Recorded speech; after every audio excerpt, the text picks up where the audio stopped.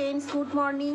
আজকে রান্না করব শাপলা মাছের মাথা দিয়ে রান্না করব। তো এখানে ইলিশ মাছের মাথা নিয়ে নিয়েছি, আর একটা রয়েছে কাতলা মাছের মাথা, আর এখানে নিয়েছি সর্ষে আর পোস্ত বেটে, আর ফোড়ন দেওয়ার জন্য শুকনো লঙ্কা নিয়েছি, আর লবণ আর হলুদ, আর লাগবে চিনি। প্রথমে মাছের মাথাগুলোকে ভেজে নেব। মাছের মাথাগুলো আমার ভাজা হয়ে গেছে। এবার সর্ষে ফোড়ন দেব, আর দিয়ে দেবো লঙ্কা ফোড়ন দিয়ে এবার সেদ্ধ করে রাখা শাপলাগুলোকে দিয়ে দেবো।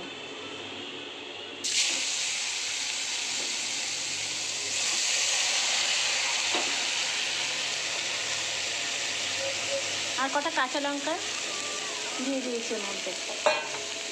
এবার একটু লবণ আর হলুদ দেবো, দিয়ে একটু কষাবো।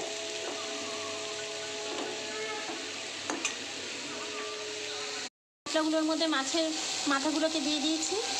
এবার দিয়ে দেবো সর্ষে আর পোস্ত বাটাটাকে, দিয়ে একটু কষিয়ে নেবো।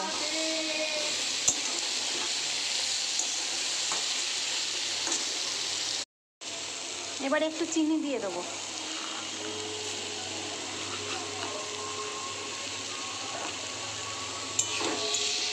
এবার 2-3 মিনিট এইভাবে কষিয়ে নিয়ে তারপর নামিয়ে দেবো।